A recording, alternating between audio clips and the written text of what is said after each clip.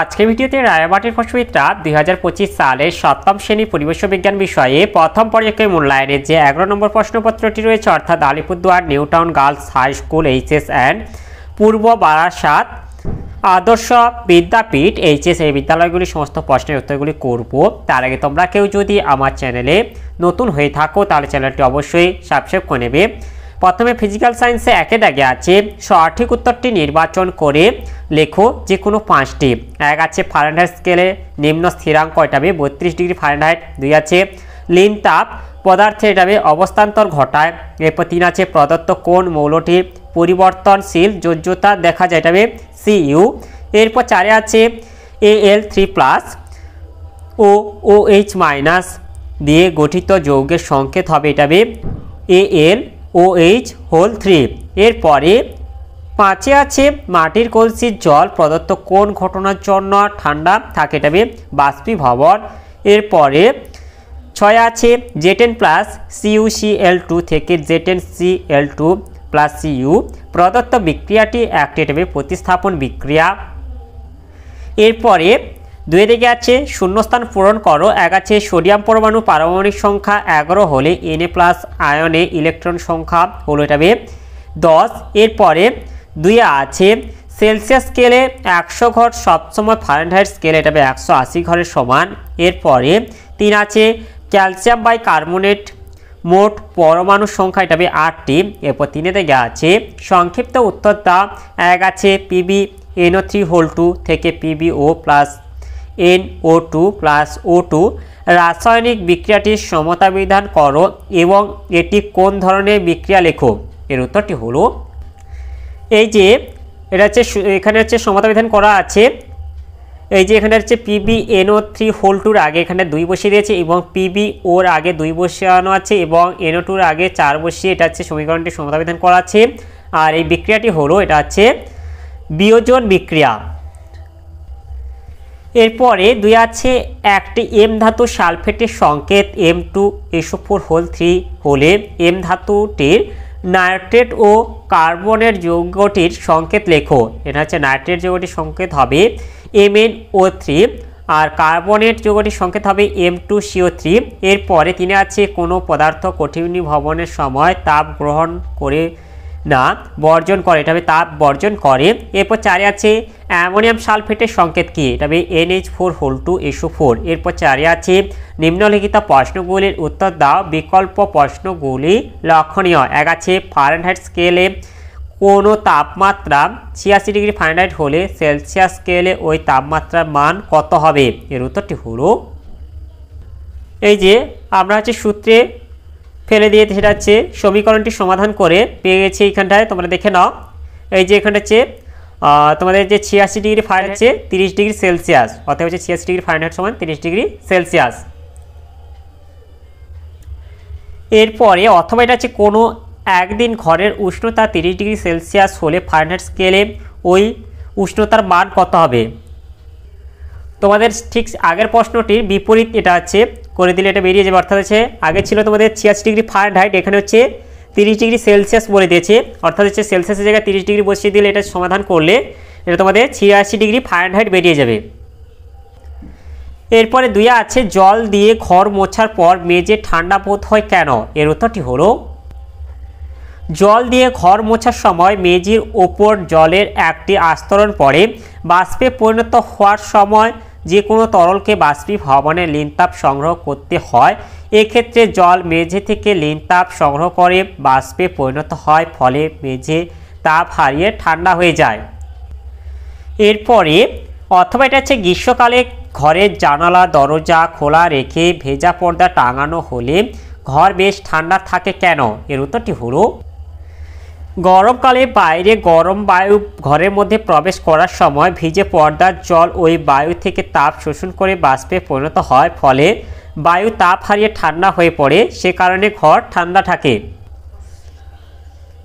এরপরে 3 আছে বরফ গলনের লিন তাপ 80 ক্যালোরি পার গ্রাম বলতে কি বোঝো। এর উত্তরটি হলো এই যে প্রমাণ চাপে 0 ডিগ্রি সেলসিয়াস উষ্ণতায় 1 গ্রাম বরফকে 80 ক্যালোরি তাপ দিলে তার সম উষ্ণতার 1 গ্রাম জলে পরিণত হবে। এরপরে অথবা এটা আছে স্পিরিট হাতে ঢাললে ঠান্ডা অনুভূত হয় কেন? এর উত্তরটি হলো স্পিরিট বা ইথার উদ্বায়ী তরল বলে খুব তাড়াতাড়ি বাষ্পে পরিণত হয় এবং হাতে স্পিরিট ঢাললে স্পিরিট বাষ্পায়নের জন্য প্রয়োজনীয় লিন তাপ হাত থেকে গ্রহণ করে, ফলে হাতের ওই অংশ তাপ হারায় এবং হাত ঠান্ডা হয়ে যায়। এরপর 4 আছে চুনাপাথরকে তাপ দিলে কি ঘটবে? বিক্রিয়ার সাহায্যে দেখাও। এর উত্তরটি হলো এই যে চুনাপাথরকে উত্তপ্ত করলে তা বিয়োজিত হয়ে পোড়া চুন বা ক্যালসিয়াম অক্সাইড এবং কার্বন ডাইঅক্সাইড উৎপন্ন করে। যে তার বিক্রিয়া এখানে দেওয়া যাচ্ছে CaCO3 থেকে CaO প্লাস CO2। এরপরে অথবা এটা আছে প্রদত্ত বিক্রিয়া দুটির সমতা বিধান করো। এই যে এখানটা হচ্ছে H2 আগে এখানে 2 বসিয়ে দিতে হবে এবং এখানটা হচ্ছে H2 ওর আগে 2 বসিয়ে দিলে এটা সমীকরণটি সমতা বিধান হয়ে যাবে। এরপর বিক্রিয়া আছে এটা হচ্ছে H2-র আগে এখানটা 3 বসিয়ে দিতে হবে এবং NH3-র আগে 2 বসিয়ে দিলে সমীকরণটি সমতা বিধান হয়ে যাবে। এরপরে লাইফ সায়েন্সে আছে একে দাগে সঠিক উত্তরটি নির্বাচন করে বাক্যটি পুনরায় লেখো। 1 আছে কোন ভিটামিনের অভাবে রিকেট রোগ হয়? এটা হবে ভিটামিন ডি। এরপরে 2 আছে চুল ও নখে কোন প্রোটিন থাকে? এটা হবে কেরাটিন। এরপর 3 আছে বেরি রোগটির জন্য দায়ী ভিটামিনটি হলো তবে ভিটামিন বি কমপ্লেক্স। এরপর 2 থেকে আছে শূন্যস্থান পূরণ করো যে কোনো দুটি। 1 আছে একটি উদ্ভিজ্জ রাসায়নিক নাম হলো এটা হবে ক্যারোটিনয়েডস। এরপরে 2 আছে জলে দ্রাব্য একটি ভিটামিন হলো এটা হবে ভিটামিন সি। এরপর 3 আছে 1 বছরের কম বয়স্ক শিশুদের মধ্যে প্রোটিন ও শক্তির অভাবজনিত রোগটির নাম হলো এটা হবে ম্যারাসমাস। এরপরে 3 আছে একটি বাক্যে উত্তর দাও যে কোনো একটি। 1 আছে প্রোটিন জাতীয় খাদ্য একটি কাজ লেখো। প্রোটিন জাতীয় খাদ্যের একটি কাজ হলো দেহে শক্তি উৎপন্ন করতে সাহায্য করে। এরপর 2 আছে কোন মৌলের অভাবে রক্তাল্পতা দেখা যায়? এটা আয়রনের অভাবে রক্তাল্পতা দেখা যায়। এরপরে 4 দাগে আছে নিম্নলিখিত প্রশ্নগুলির উত্তর দাও যে কোনো দুটি। 1 আছে আইসক্রিমে কি কি ক্ষতিকারক পদার্থ মিশে থাকতে পারে? এর উত্তরটি হলো এই যে আইসক্রিমে মিশে থাকতে পারছে ক্যারাজিনান, ব্রোমিনেটেড ভেজিটেবল অয়েল। এরপরে 2 দিকে আছে জলকে গরম করতে প্রচুর তাপের প্রয়োজন, জলের এই ধর্মজীবদের কিভাবে কাজে লাগে? এর উত্তরটি হলো তোমরা এখান থেকে উত্তরটি বলে দেবে। জলকে গরম করতে প্রচুর তাপের প্রয়োজন। এর জলের ভূমিকা হচ্ছে এখানে বাইরের পরিবেশের তাপমাত্রা দ্রুত বদলালেও পাখি স্তন্যপায়ী জাতীয় প্রাণীদের দেহের তাপমাত্রা নির্দিষ্ট থাকে। এরপরে 3 দিকে আছে প্রক্রিয়াজাত খাদ্য বলতে কি বোঝো? এরূপ খাদ্যের একটি উদাহরণ দাও। এর উত্তরটি হলো প্রক্রিয়াজাত খাদ্য যে সমস্ত খাদ্যবস্তু প্রকৃতি থেকে গৃহীত খাদ্য উপাদান নানা রকম প্রক্রিয়াকরণ যেমন উত্তাপ দেওয়া, সিদ্ধ করা, কোনো রাসায়নিক যোগ করা, 2-3 রকম খাদ্য উপাদান একত্রে যোগ করা ইত্যাদি এর মাধ্যমে প্রস্তুত করা হয় এবং পুষ্টিগুণ প্রাকৃতিক খাদ্যের তুলনায় সামান্য কম হয় তাদের প্রক্রিয়াজাত খাদ্য বলে, যেমন রুটি, ভাত ইত্যাদি। এরপরে 4 দিকে আছে ক্যালসিয়াম ও আয়োডিন খনিজের একটি করে কাজ লেখো। এর উত্তরটি হলো এই যে ক্যালসিয়ামের কাজ হলো 1 হচ্ছে হাড় ও দাঁতের গঠনে সাহায্য করে, 2 হচ্ছে পেশি সংকোচনে সাহায্য করে, 3 হচ্ছে ক্ষতস্থানে রক্ত জমাট বাঁধতে সাহায্য করে। আয়োডিনের কাজ হলো 1 হচ্ছে মানুষের স্বাভাবিক বৃদ্ধি, বিকাশ ও বুদ্ধি নিয়ন্ত্রণ করে, 2 হচ্ছে মানব মস্তিষ্ক ও স্নায়ুতন্ত্রের স্বাভাবিক বৃদ্ধি ও বিকাশে সাহায্য করে। এরপর 3 আছে গ্লাইকোজনকে গ্লুকোজে পরিণত হতে সাহায্য করে। এরপর 4 আছে থাইরয়েড গ্রন্থির স্বাভাবিক কাজ বজায় রাখে ও থাইরক্সিন হরমোন উৎপাদনে সাহায্য করে। তোমরা এগুলি থেকে যে কোনো একটি করে বলে দেবে।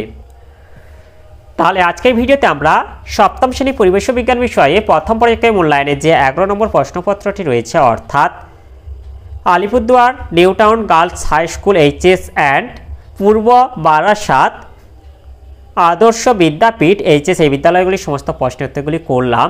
আর তোমরা কেউ যদি আমার চ্যানেলটা এখনও সাবস্ক্রাইব করে রাখোনি তাহলে চ্যানেলটা অবশ্যই সাবস্ক্রাইব করে নেবে এবং ভিডিওটি ভালো লাগলে ভিডিওটিকে অবশ্যই লাইক, কমেন্ট ও শেয়ার করে দেবে।